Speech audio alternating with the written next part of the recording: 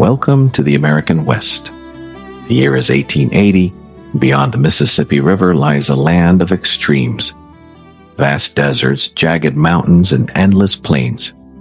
Here, fortunes are not inherited. They are dug from the ground.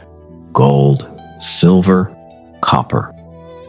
Across the frontier, entire towns are rising almost overnight, built not on stability, but on hope, risk, and desperation. These are the mining towns of the Wild West, places of sudden wealth, brutal hardship, lawlessness, and ambition. Some will thrive briefly, most will disappear. This is their story.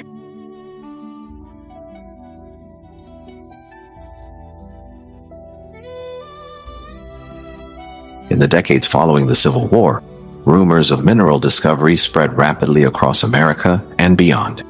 Gold in California, silver in Nevada, rich veins buried beneath the Rocky Mountains.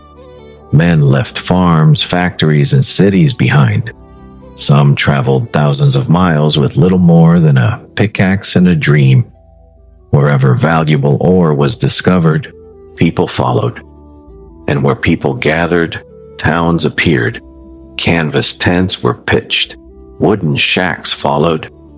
Within weeks, muddy camps transformed into bustling boomtowns. These towns were rarely planned. They were reactions, urgent responses to opportunity.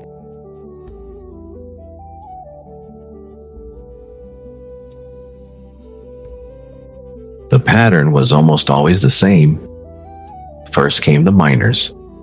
Then came merchants selling food, tools, and supplies at inflated prices. Soon after, saloons, gambling halls, and hotels lined the main street. Buildings were thrown together quickly, often from rough timber. Streets were unpaved. Dust and mud dominated daily life. There was no certainty the mine would last, only the belief that it might. Mining towns lived fast, because they could die just as quickly.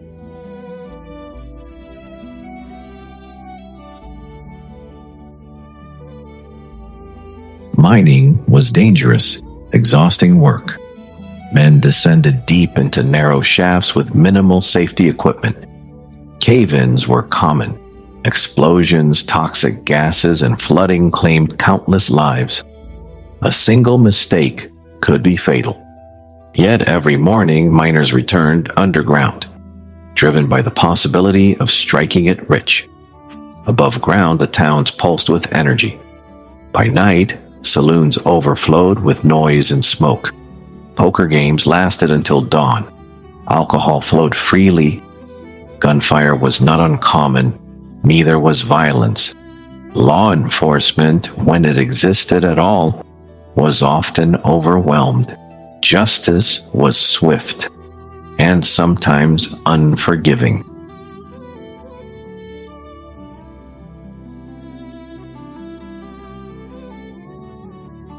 Some mining towns became legendary.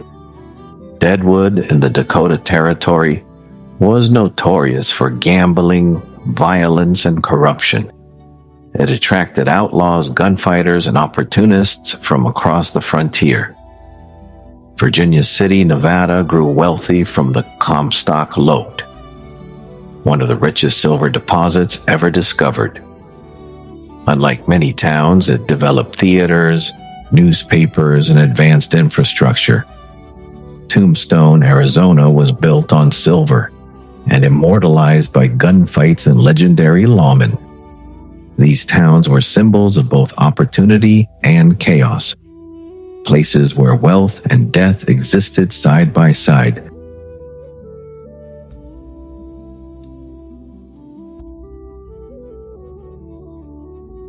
Despite popular myths, mining towns were not inhabited by men alone.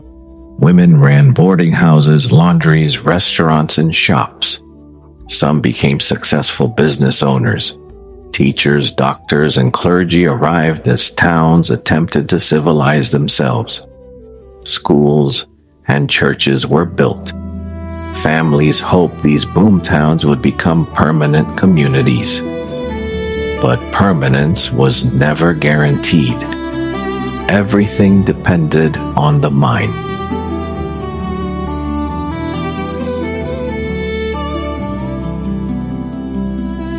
When ore ran out or prices collapsed, miners moved on. Businesses closed overnight. Families packed up and left. Buildings were abandoned. Entire towns emptied. Boom towns became ghost towns. Wooden structures rotted under sun and snow. Wind swept through empty streets. The frontier was littered with the remains of broken dreams.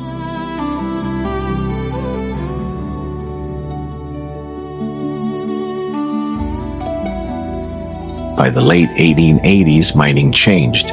Large corporations replaced individual prospectors. Heavy machinery dominated the industry. The wild, lawless mining town faded into history, but its legacy remained. The mining towns of the Wild West shaped America's expansion and its mythology. They were brief, they were brutal, and they were unforgettable.